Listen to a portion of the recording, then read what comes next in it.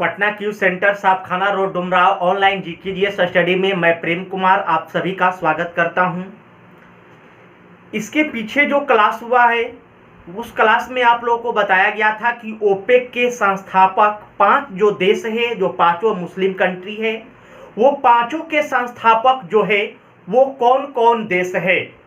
तो पांचों संस्थापक देश आप लोगों को बताए थे, इसका ट्रिक दिए थे।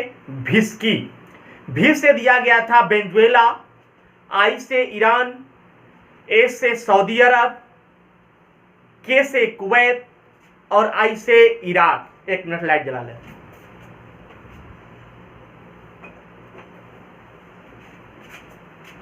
तो ध्यान देंगे, भीस की आप लोगों को ट्रिक बताया गया था। भी से वेनेजुएला, आई से ईरान, ए से सऊदी अरब, के से कुवैत और आई से इराक। 2 आई है तो एक ईरान हो जाएगा और एक इराक होगा। और भी से वेनेजुएला, ए से सऊदी अरब, के से कुवैत, 3 2 5 हो गया।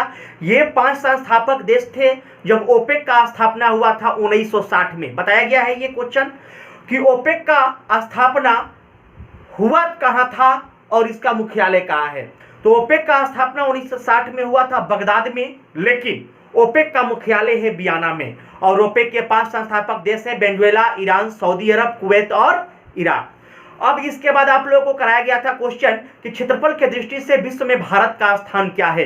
तो पहला में आप लोगों को रूस, दूसरा में कनाडा, तीसरा में चीन, चौथा में अमेरिका, पांचवा में ब्राजील, छठा ऑस्ट्रेलिया और 7वां भारत। इसका ट्रिक बताए थे आप लोगों को, रुक चीन, अब आएगा भारत, जो इसके पीछे वाला वीडियो में हो गया है। अब ध्यान देंगे कि अभी जो मेरा क्लास जो चलेगा वो अभी लाइव नहीं चलेगा, क्योंकि लाइव में थोड़ा सा समय लगेगा, क्योंकि चैनल जो है 1000 सब्सक्राइब होने के बाद ही आप लोगों को ऑनलाइन इसमें हो पाएगा। अब ध्यान दीजिए कि जो क्वेश्चन आप लोगों को कराया जा रहा है उसको वीडियो आप लोग निरंतर देखते रहिए, क्योंकि क्लास जब स्टार्ट हो तो उस समय प्रॉब्लम न आए। और जो भी अगर नए इस चैनल पर आ रहे हैं तो वो मेरे चैनल को सब्सक्राइब कर लेंगे, सब्सक्राइब कर लीजिएगा आप लोग, तो नोटिफिकेशन जो भी हम वीडियो बनाएंगे उसका नोटिफिकेशन आप लोगों के पास जाते रहेगा। तो ध्यान देंगे, अब जो आगे क्वेश्चन कराएंगे, देखिए इसके पीछे वाला वीडियो में एक बनाए थे जिसमें आप लोगों को नदी के बारे में बताया गया था। तो नदी के बारे में उस समय 2 आपको ट्रिक दिए थे कि बंगाल की खाड़ी में कौन नदी गिरती है और अरब सागर में कौन नदी गिरती है। तो बताए थे कि ब्रह्मा की गोद में गंगा। तो ये जो ट्रिक बताए थे कि ब्रह्मपुत्र, कृष्ण, कावेरी, गोदावरी, महानदी और गंगा ये आपको बंगाल की खाड़ी में गिरती है। और मस्ताना, माही नदी, साबरमती, ताप्ती और नर्मदा ये आपको अरब सागर में गिरती है। तो ये गिरने वाली नदी है। लेकिन अब देखिए क्वेश्चन पूछता है, जैसे क्वेश्चन देगा कि केना नदी, बेतवा नदी, चंबल नदी ये तीनों किसकी सहायक नदी है। मान लीजिए एक डालेगा, एक ही क्वेश्चन दे देगा क्वेश्चन कि इनमें से बेतवा किसकी सहायक नदी है। तो इनमें से बेतवा किसकी सहायक नदी है, तो वहां पर अब हम टिक आउट क्या करेंगे, ऑप्शन दे देगा गोदावरी, महानदी, गंगा, यमुना। तो जानेंगे तब करेंगे। देखिए इसके लिए एक आप लोगों को ट्रिक बताएंगे। देखिए अभी जो भी हम क्लास आप लोगों को वीडियो बनाएंगे उसमें अपना ट्रिक देंगे और ट्रिक के जरिए टेक्निक दे देंगे। टेक्निक से पकड़ने का क्वेश्चन बताते हैं कि कैसे पकड़ में लाएगा। कुछ टेक्निक का भी क्वेश्चन कराएंगे, लेकिन जो नदी के लिए बारे में बचा जो छोड़ दिए हैं, मान लीजिए कि 2 ही उस समय कराए थे टाइम ना होने की वजह से, क्योंकि छोटा वीडियो बनाना था। अब देखिए, और थोड़ा वहाँ प्रॉब्लम भी हो रहा था क्योंकि बड़ा बोर्ड नहीं एडजस्ट हो रहा था वहाँ पर, तो क्लास जो है दूसरा जगह शिफ्ट करना पड़ा। अभी जो भी आप लोगों को इस लॉकडाउन में क्वेश्चन जाएगा उस क्वेश्चन को रिवाइज जरूर कीजिएगा, रिवाइज कीजिएगा तो प्रॉब्लम कम हो जाएगा। अब देखिए, जैसे अभी आप लोगों को क्वेश्चन बोले कि बेतवा किसकी सहायक नदी है, चंबल किसकी सहायक नदी है, केना नदी किसकी सहायक नदी है। तो इसके लिए एक आप लोग को ट्रिक देंगे। इस ट्रिक को याद रखना है, जिससे 3 नदी जो है यमुना की सहायक नदी है और ये तीनों क्लियर हो जाएगा। इसका ट्रिक था यमुना कौन बेचा, केना नदी, बेतवा और चंबल, ये जो है तीनों नदियां ये यमुना की सहायक नदी है। ये ट्रिक को लिख लेंगे आप, यमुना कौन बेचा।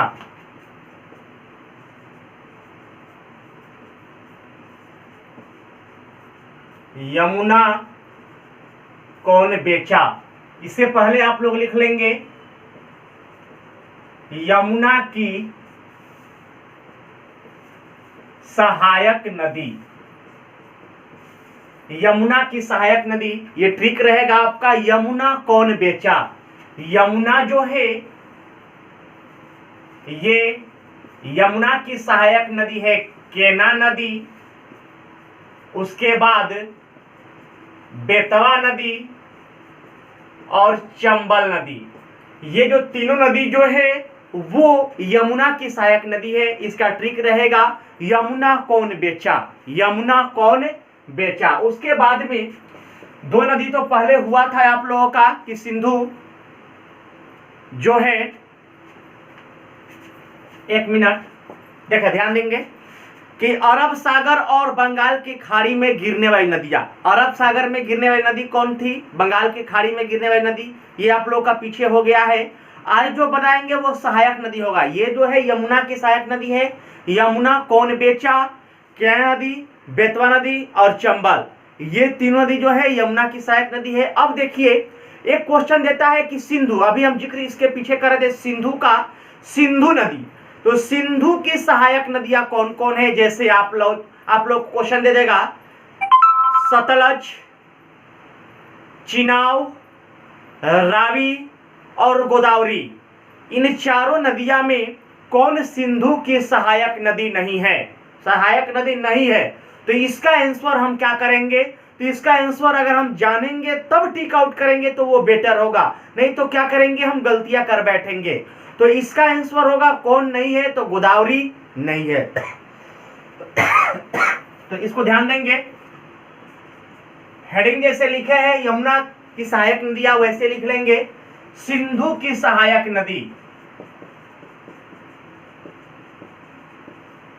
सिंधु की सहायक नदी। अब देखिए सिंधु की सहायक नदी कौन कौन है, इसको ट्रिक के जरिए देखेंगे। थोड़ा सा देखिए मेरा ट्रिक फनी लगेगा, ये पीछे वाला वीडियो में भी बोले थे आप लोगों को कि थोड़ा सा अगर मेरा ट्रिक फनी लग रहा है तो उसको मैडली नहीं लेना है, डायरेक्ट आंसर पर ध्यान देना है कि आंसर क्या कह रहा है। अब देखिए इस ट्रिक का नाम चोर है, इसका ट्रिक का नाम जो है चोर है, चोर के नाम पर हमको याद करना है। अब देखिए चोर, चोर तो आप लोग समझ रहे होंगे, थीप। देखिए ये क्या है क्वेश्चन कि सिंधु की सहायक नदी कौन है। देखिए आपका ट्रिक क्या होगा, सिंधु से ब्याह कर चोर झमेला में पड़ा, सिंधु से ब्याह कर चोर झमेला में पड़ा। अगर ये चीज याद रहेगा, ये ट्रिक हमें याद रहेगा कि सिंधु से ब्याह कर चोर जो है, चोर जो है जो चोरी करता है वो सिंधु से ब्याह करके झमेला में पड़ गया है, सिंधु से ब्याह कर चोर झमेला में पड़ा। अगर हमें याद रहेगा तो सिंधु की सहायक नदियां जो है आपको क्लियर हो जाएगा। देखिए सिंधु से हो जाएगा सतलज, ब्याह हो जाएगा ब्यास नदी, उसके बाद सिंधु से ब्याह कर जो है वो साइलेंट है, सिंधु से ब्याह कर चोर, तो च से चिनाव हो जाएगा, र से रावी हो जाएगा, और झमेला जो कह रहा है वो आपका झेलम हो जाएगा। तो हमको देखिए याद करना है, चाहे जैसे भी याद कर ले तो हम इसी के जरिए याद रखेंगे। अगर आप लोगों को अगर याद है तो अच्छी बात है, अगर नहीं याद है तो वो ट्रिक आप लोग फॉलो जरूर करेंगे, लिख लेंगे। यही मेरा ट्रिक का नाम है कि चोर वाला ट्रिक। सिंधु से ब्याह कर चोर झमेला में पड़ा, सिंधु से ब्याह कर चोर झमेला में पड़ा। अब देखिए सिंधु की सहायक नदी कौन कौन है जो इसमें आपको छट के बाहर निकल जाएगा। सतलज नदी, ब्याह हो जाएगा आपका ब्यास नदी, कर जो है वो साइलेंट है, चोर देखिए तो च से चिनाव हो जाएगा, र से रावी नदी, और में पड़ा भी साइलेंट है, और झमेला हो जाएगा झेलम नदी। 1 2 3 4 5, ये 5 नदी जो है वो सिंधु की सहायक नदी है। अभी हम आप लोगों से बोल रहे थे कि दे देगा कि सतलज, ब्यास, चिनाव और गोदावरी, इन चारों में कौन सिंधु की सहायक नदियां नहीं है, तो टिक आउट करेंगे, क्या हो जाएगा, गोदावरी हो जाएगा। अब ये भी क्वेश्चन दे सकता है कि गोदावरी, महानदी और गंगा और झेलम में कौन ऐसी नदी है जो सिंधु की सहायक नदी है, तो झेलम कर लेंगे। तो देखिए ये ट्रिक जो है बहुत क्वेश्चन को आप लोगों को हल करेगा। इसको आप लोग लिख लेंगे, ये नदी दो हुआ जो सहायक नदी है, और दो इसके पीछे जो आप लोग को बताए थे जो बंगाल की खाड़ी और अरब सागर में गिरने वाली नदियां थी। अब देखिए इसको उतार लेने के बाद ध्यान दीजिएगा, लिख लेंगे सिंधु से ब्याह कर चोर झमेला में पड़ा। सिंधु से ब्याह कर चोर झमेला में पड़ा, ये सिंधु की सहायक नदी से सतलज हो जाएगा, ब्याह हो जाएगा ब्यास नदी, कर साइलेंट रहेगा, चोर हो जाएगा चिनाव, च से चिनाव, और रस से हो जाएगा रावी, और झमेला जो है वो हो जाएगा आपका झेलम। अब देखिए इसके बाद देखिए कुछ रिलेटिव क्वेश्चन पर ध्यान देंगे, जैसे में हिस्ट्री का कुछ क्वेश्चन है, और इसके नेक्स्ट जो वीडियो बनाएंगे वो आप लोगों का ज्योग्राफी का होगा, जिस ज्योग्राफी में आप लोगों को जो भी पड़ोसी देश है, भारत के पड़ोसी देश, और भारत से कौन सा देश पड़ोसी देश जो है वो कौन लगता है स्थलीय सीमा से, उसका ट्रिक आप लोगों को बताएंगे। उसके बाद मान लीजिए कि भूटान है, चीन है, इनसे कौन सा हम लोग का भारत के राज्य लगता है, वो सारा कुछ अगले वीडियो में आप लोग को ट्रिक के जरिए बताएंगे। और हम इसके पीछे भी बात किए थे, आप लोगों से बोले थे कि ये वहाँ बोर्ड जो है छोटा हो जाने की वजह से सब कुछ नहीं हो पा रहा था, इसलिए एडजस्ट दूसरा जगह करना पड़ा। अब ध्यान देंगे यहाँ पर, अब देखेंगे कि कुछ क्वेश्चन एक से दूसरे रिलेटिव होता है। जैसे अगर आपसे क्वेश्चन पूछ देगा कि शून्य का खोज किसने किया, तो हम ये जानते हैं कि शून्य का खोज किया था आर्यभट्ट, शून्य का खोज किया है आर्यभट्ट। लेकिन अगर वही क्वेश्चन कह देगा शून्यवाद का जनक किसे कहा जाता है, शून्यवाद को प्रतिपादन किसने किया, तो वो क्या करेगा, चेंज हो जाएगा, आपका आर्यभट्ट नहीं होगा, क्योंकि शून्य का खोज किया है आर्यभट्ट, शून्यवाद का प्रतिपादन किया है नागार्जुन, और शून्यवाद का जनक कहा जाता है तुर्गनेव को। ये तीनों जो है एक दूसरे से रिलेटिव क्वेश्चन है, और इसको जो है हम ध्यान देंगे, क्योंकि रिलेटिव क्वेश्चन ही ज्यादातर हम लोगों का गलतियां कराता है। अब देखेंगे इसको, हो गया ना,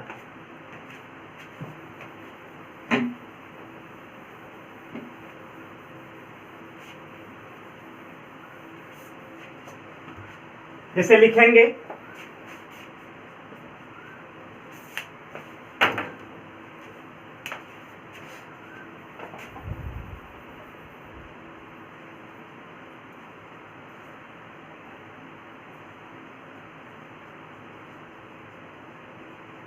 शून्य का खोज किसने किया, तो वो आपका हो जाएगा आर्यभट्ट। लेकिन शून्यवाद का जनक किसे कहा जाता है, शून्यवाद का जनक कहेगा तो ये आपका हो जाएगा तुर्गनेव। लेकिन शून्यवाद का प्रतिपादन किसने किया, तो ये आपका हो जाएगा नागार्जुन। शून्यवाद का प्रतिपादन कहेगा तो नागार्जुन, शून्यवाद का जनक कहा जाता है तुर्गनेव को, और शून्य का खोज किया है आर्यभट्ट। ये देखिए एक दूसरे से रिलेटिव क्वेश्चन है। उसके बाद देखिए कुछ गुरु के बारे में आप लोगों को बताएंगे, जैसे कुछ जिसे हल्का हल्का चीज है जो हम जान रहे हैं कि महात्मा गांधी के गुरु कौन थे, उनके गुरु कौन थे। जैसे महात्मा गांधी के गुरु थे गोपाल कृष्ण गोखले, गोपाल कृष्ण गोखले के गुरु थे एमजी रनाडे, ये सब जान रहे हैं हम लोग। लेकिन सुभाष चंद्र बोस के गुरु कौन, चित्तरंजन दास, ये सब जो है हल्का हल्का क्वेश्चन जान रहे हैं। स्वामी, जैसे मान लीजिए कि क्वेश्चन दे दिया स्वामी दयानंद सरस्वती के गुरु कौन थे, तो स्वामी बिरजानंद, ये सब आप लोग को क्लास में बता दिए हैं, और वो भी क्लास में बता दिए हैं। लेकिन हाँ, उसको आप लोग भूले नहीं, इसलिए वो चीज को रिपीटेशन कराया जाएगा। जैसे देखिए अमीर खुसरो के गुरु कौन थे, तो निजामुद्दीन औलिया। लेकिन निजामुद्दीन औलिया के गुरु कौन थे, तो बाबा फरीद। बाबा फरीद के गुरु कौन थे, तो बख्तियार काकी। बताए भी थे कि बख्तियार काकी के याद में कुतुब मीनार का निर्माण कुतुबुद्दीन ऐबक ने नींव रखी थी, और इल्तुतमिश ने उसको पूरा कराया था। कुतुब मीनार जो है यही बख्तियार काकी के याद में कुतुब मीनार का नींव रखा था, लेकिन कुतुब मीनार के कार्य को पूरा करवाया था इल्तुतमिश ने, जो दोनों गुलाम वंश के थे। हाँ, और इसके बाद जो आप लोगों को जो कुछ बचेगा, अगर आप लोगों को टाइम मिल जाएगा तो वो सल्तनत काल ही बता देंगे। जो दिल्ली सल्तनत काल में किसका शासन काल था, इसका भी एक आसान ट्रिक बताएंगे आप लोगों को, जिसके जरिए जो है सारा सल्तनत आपको याद हो जाएगा। तो इसके पहले ये ध्यान देंगे कि शून्य का खोज कहेगा तो आर्यभट्ट, शून्यवाद का जनक कहेगा तो तुर्गनेव, शून्यवाद को प्रतिपादन किया है नागार्जुन। अब देखिए जो आप लोगों को अभी बता रहे थे गुरु का नाम, तो वो जो है गुरु का नाम लिख लीजिए आप लोग एक बार रिपीटेशन करके, क्योंकि रिपीट तो करा देंगे आप लोगों को लेकिन प्रॉब्लम हो जाएगा, फिर लिख लेंगे। जैसे अमीर खुसरो के गुरु कौन थे,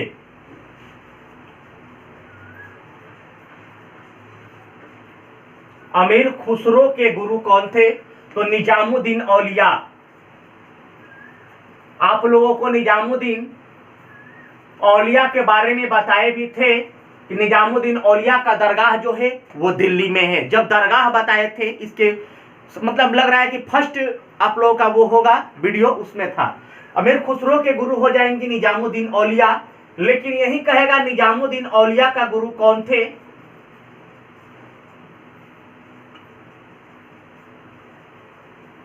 निजामुद्दीन औलिया का गुरु कौन थे, तो बाबा फरीद,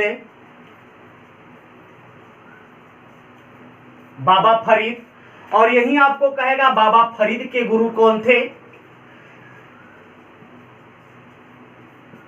बाबा फरीद के गुरु कौन थे, तो ये हो जाएगा आपका बख्तियार काकी, बख्तियार काकी। यही बख्तियार काकी के याद में, यही बख्तियार काकी के याद में वहां पर दिल्ली में कुतुब मीनार का निर्माण किया गया था, जो उसके कार्य को पूरा कराया था इल्तुतमिश ने। इसको लिख लेंगे। बख्तियार काकी बाबा फरीद के गुरु थे, निजामुद्दीन औलिया के गुरु बाबा फरीद, अमीर खुसरो के गुरु निजामुद्दीन औलिया। इसको तबला का जनक भी कहा जाता है अमीर खुसरो को। चलिए इसके बाद ध्यान देंगे इसको लिखने के बाद। अब देखिए कुछ क्वेश्चन होता है, जैसे कुछ क्वेश्चन होता है जो एक दूसरे से रिलेटिव होता है और प्रॉब्लम करता है। जैसे मान लीजिए कि आप लोगों को कठिन क्वेश्चन था उस समय अद्वैतवाद, द्वैतवाद, वो आप लोगों को बता दिए हैं। अब देखिए शून्य का खोज आर्यभट्ट, शून्यवाद का जनक तुर्गनेव, लेकिन शून्यवाद को प्रतिपादन किया है नागार्जुन। अमीर खुसरो के गुरु निजामुद्दीन औलिया, निजामुद्दीन औलिया के गुरु बाबा फरीद, बाबा फरीद के गुरु थे बख्तियार काकी। अब देखिए कुछ क्वेश्चन ध्यान में रखिएगा, जैसे इसको लिखने के बाद आप लोगों को बताएंगे।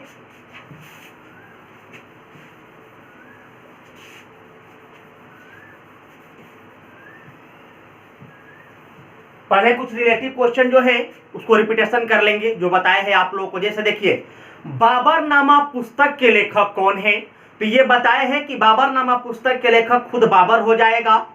बाबर के बाद आएगा आपका हुमायूं, हुमायूं नामा का लेखक गुलबदन बेगम, हुमायूं नामा का पुस्तक के लेखक थी गुलबदन बेगम। उसके बाद अकबरनामा, अकबरनामा पुस्तक के लेखक अबुल फजल। उसके बाद आया था जहांगीरी नामा। तो देखिए बाबरनामा और जहांगीरी नामा ये खुद अपना दोनों बुक लिखा है, ये लोग बाबर अपना बाबरनामा लिखा है, जहांगीरी नामा अपना खुद जहांगीर लिखा है। उसके बाद आप आ जाएगा शाहजहां नामा। तो देखिए शाहजहां नामा पुस्तक के लेखक बताए थे इनायत खां, शाहजहां नामा पुस्तक के लेखक क्या हो जाएगा, इनायत खां। ये सिर्फ एक क्वेश्चन लिख दे रहे हैं जो लिखना है। शाहजहां नामा पुस्तक के लेखक, शाहजहां नामा पुस्तक के लेखक हो जाएगा इनायत खां,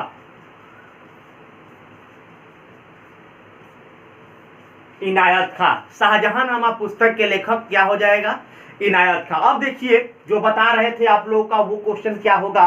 देखिए हिस्ट्री का कुछ क्वेश्चन है, जैसे लंपट मूर्ख किसे कहा जाता था हिस्ट्री में, घृणित कायर किसे कहा जाता था, साहेब बेखबर किसे कहा जाता था, रंगीला बादशाह किसे कहा जाता था। इसको आज क्लियर हम करेंगे। तो अगर आपको क्वेश्चन कहेगा रंगीला बादशाह क्या होगा, लंपट मूर्ख क्या होगा, घृणित कायर क्या होगा और साहेब बेखबर किसे कहा जाता था। देखिए साहेब बेखबर बहादुर शाह को, घृणित कायर फर्कुसियर को। उसके बाद अगर आपसे क्वेश्चन कहेगा कि लंपट मूर्ख किसे कहा जाता था, तो जहादार शाह को, और रंगीला बादशाह थे मोहम्मद शाह। इसको क्लियर कर लेंगे। रंगीला बादशाह किसे कहा जाता था लिख लेंगे, उनका नाम जो है, किनका क्या नाम से पुकारा जाता था, उसको क्या बुलाया जाता था, उसको लिखेंगे। जैसे एक से दूसरे ये रिलेटिव क्वेश्चन है, इसको ध्यान देना जरूरी है। लिखेंगे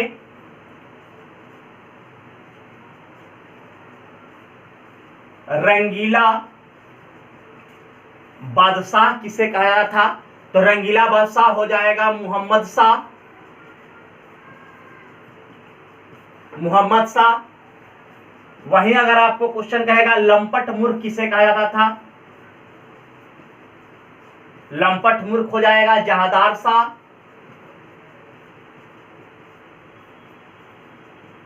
लंपट मूर्ख हो जाएगा जहादार शाह। वहीं अगर आपको क्वेश्चन कहेगा घृणित कायर किसे कहा जाता था, घृणित कायर कह देगा तो फर्कुसियर। घृणित कायर कह देगा तो फर्कुसियर। वहीं अगर आपको कहेगा साहे बेखबर, साह ए बेखबर किसे कहा जाता था, तो ये आपका हो जाएगा बहादुर शाह। इसको देखिए, एक से रिलेटिव क्वेश्चन है, इसको भी ध्यान देंगे। उसके बाद कुछ आपको क्वेश्चन बताएंगे जो ट्रिकली होगा। अभी जो क्वेश्चन कराएंगे और ट्रिक, ये टेक्निक, ट्रिक और टेक्निक, यही आपको देखेंगे कि टेक्निक के जैसे पकड़ना कैसे है क्वेश्चन को, और ट्रिक के जरिए आपको याद कैसे करना है। और एक से दूसरे रिलेटिव क्वेश्चन होगा, जो अभी आप लोगों को ये दिक्कत नहीं हो क्लास खुलने के बाद। इसको लिख लेंगे। रंगीला बादशाह कहेगा तो मोहम्मद शाह, लंपट मूर्ख कहेगा जहादार शाह, घृणित कायर फर्कुसियर, और साहे बेखबर बहादुर शाह। देखिए ये नाम है, और इस नाम से इन लोगों को जाना जाता था। जहादार शाह को लंपट मूर्ख कहा जाता था, फर्कुसियर को घृणित कायर कहा जाता था, बहादुर शाह को साहे बेखबर कहा जाता था, और रंगीला बादशाह मोहम्मद शाह को कहा जाता था। इसको ध्यान देंगे।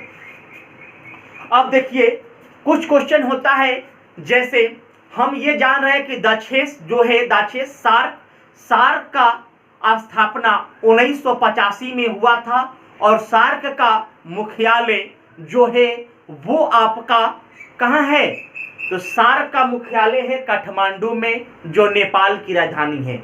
सार्क का मुख्यालय काठमांडू में, और इसका स्थापना 1985 में। लेकिन सार्क के हम लोग जान रहे हैं कि सार्क के जो 8 सदस्य है देश, वो 8 एशियाई देश है। जैसे आपका है क्या, ट्रिक के जरिए कैसे याद रखेंगे,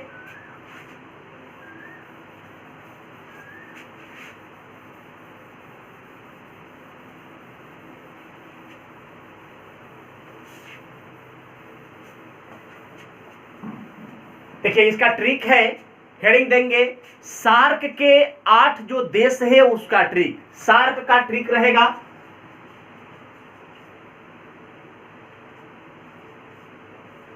सार्क के जो 8 देश है उसका ट्रिक आप लोग लिख लेंगे। ये 8 देश मान लीजिए कि एक बार में आप लोग नहीं बोलेंगे कि अफगानिस्तान, पाकिस्तान, नेपाल, भारत, मालदीव, बांग्लादेश, भूटान और श्रीलंका। देखिए मालदीव था, म्यांमार नहीं था। अब देखिए इसको ट्रिक लिख लेंगे।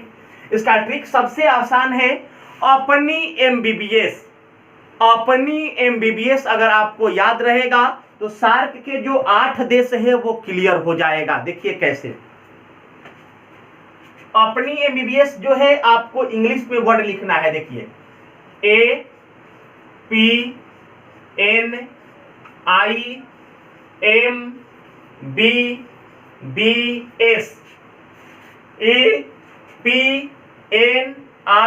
APNIMBBS, अपनी एमबीबीएस। देखिए 8 हो गया ना, तो देखिए 8 यही है आपका सार्क के देश। ए से हो जाएगा अफगानिस्तान,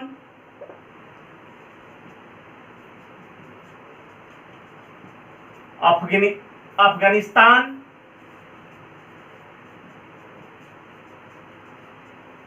अफगानिस्तान। पी से हो जाएगा पाकिस्तान, एन से हो जाएगा नेपाल, आई से हो जाएगा इंडिया, एम से हो जाएगा मालदीव, बी से हो जाएगा बांग्लादेश, फिर बी से हो जाएगा भूटान और एस से हो जाएगा आपका श्रीलंका। अपनी एमबीबीएस, ये आपका पहला देश हो जाएगा, ये दूसरा हो जाएगा, ये तीसरा हो जाएगा, चौथा हो जाएगा, पांचवा हो जाएगा, छठा हो जाएगा, सातवां हो जाएगा, आठवां हो जाएगा। अपनी एमबीबीएस, ए से अफगानिस्तान, पी से पाकिस्तान, एम से नेपाल, आई से इंडिया, एम से मालदीव, बी से बांग्लादेश, बी से भूटान और एस से श्रीलंका। अपनी एमबीबीएस, अपनी एमबीबीएस ध्यान देंगे। चलिए लिख लिए ना, इसको पुश करके आप लोग लिख लीजिएगा क्योंकि हम इसमें नहीं रुक पाएंगे। और उसके बाद ध्यान दीजिएगा आप लोग, जैसे कोई क्वेश्चन होता है, मान लीजिए कि एक से दूसरे रिलेटिव क्वेश्चन हम लोग को ज्यादा बोर करता है। हम ये जान रहे हैं कि आप लोग का क्लास सब कुछ ये सब हो गया है, लेकिन रिपीटेशन कीजिएगा जो मेरे क्लास कर लिए हैं। और जो भी यूट्यूब चैनल पर मैसेज किए हैं लोग, वो थोड़ा ध्यान दे देंगे कि जो मैसेज आप लोगों को आया हुआ है कि सर एक ही बार में थोड़ा ज़्यादातर आप लोग पढ़ा दीजिए क्योंकि टाइम टेकन नहीं दे पा रहे हैं, तो कोई बात नहीं है। अभी मान लीजिए कि थोड़ा कम ही टाइम की वीडियो बन रहा है, लेकिन आने वाला समय में फिर 1 घंटा का वीडियो भेजेंगे हम, तो उसके लिए टेंशन नहीं लेना है आप लोगों को। इसको लिख लिए। चलिए अब देखिए, ध्यान देंगे।